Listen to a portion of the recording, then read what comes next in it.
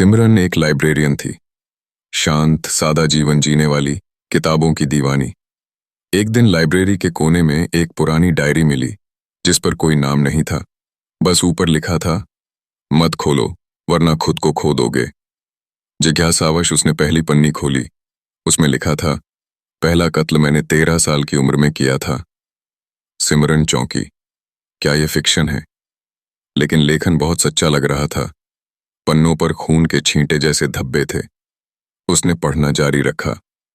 हर पन्ने के साथ वह किसी सीरियल किलर की कहानी में और गहराती चली गई। लेकिन हैरानी की बात यह थी कि डायरी में जिन जगहों और तारीखों का जिक्र था वे सभी रियल केस से मेल खा रही थीं। डरते डरते उसने ये बात पुलिस को बताई। लेकिन जब पुलिस ने डायरी देखी तो वे हैरान रह गए। ये डायरी तो 20 साल पुरानी है और डायरी पर जो फिंगरप्रिंट्स थे वे सिमरन के थे। सिमरन घबरा गई। उसने तो आज ही पहली बार उसे छुआ था। लेकिन जब उसने जांच करवाई तो सामने आई चौंका देने वाली सच्चाई। सिमरन असल में उस सीरियल किलर की बेटी थी। उसके दिमाग में कुछ बातें इतनी गहराई से बैठी थीं कि उसे कभी कभी फ्लैशबैक आते थे, लेकिन उसने कभी ध्यान नहीं दिया।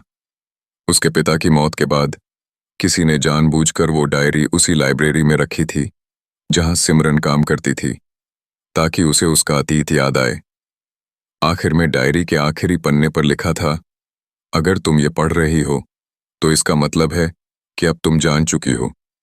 सवाल ये नहीं कि मैं कौन था, सवाल ये है कि अब तुम क्या बनोगी।